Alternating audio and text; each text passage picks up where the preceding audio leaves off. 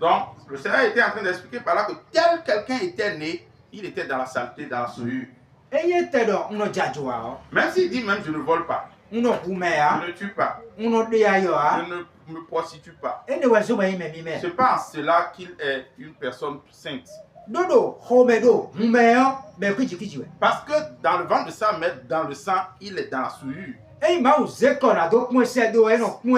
Mais si Dieu doit le regarder lorsque quelqu'un est dans le ventre de sa mère, il le voit comme étant dans une souillure.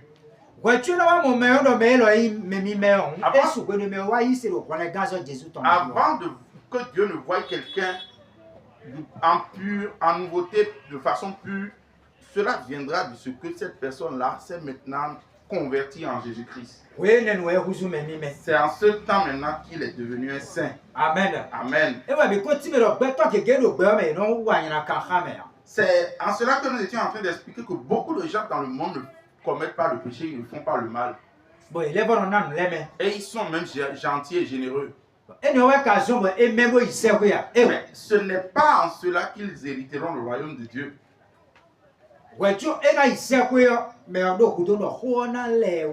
Avant que celui-là n'entre dans le royaume des cieux, il est impératif que celui-là connaisse d'abord la parole qui va le purifier.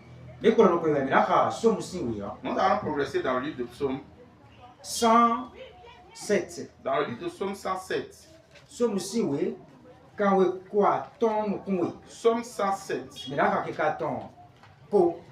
Le verset 20. Il est écrit.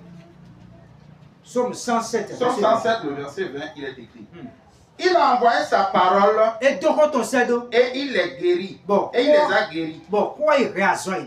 Et il les a retirés de leur tombeau. Amen. Amen. La parole qui est venue nous sauver est Jésus-Christ. C'est pourquoi il est important que si la vérité authentique de Jésus-Christ, l'évangile vrai n'est pas quelque part, personne ne trouvera la vie. Les miracles, ce n'est pas mauvais. Les miracles, les guérisons ne sont pas mauvaises. Ce n'est pas en ces choses-là qu'il y a la vie.